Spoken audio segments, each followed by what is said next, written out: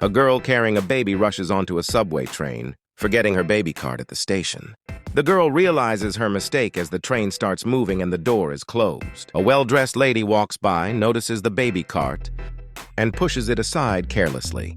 She walks away without a second glance, but someone else was watching. The beggar notices the cart, struggles to stand up, and walks over to it. Someone will come looking for this. A few moments pass. The girl rushes back to the platform, visibly distressed. The beggar gestures towards her and points to the cart. The girl runs over and takes it, smiling through tears. She hands him some food and other items from her bag as a token of gratitude.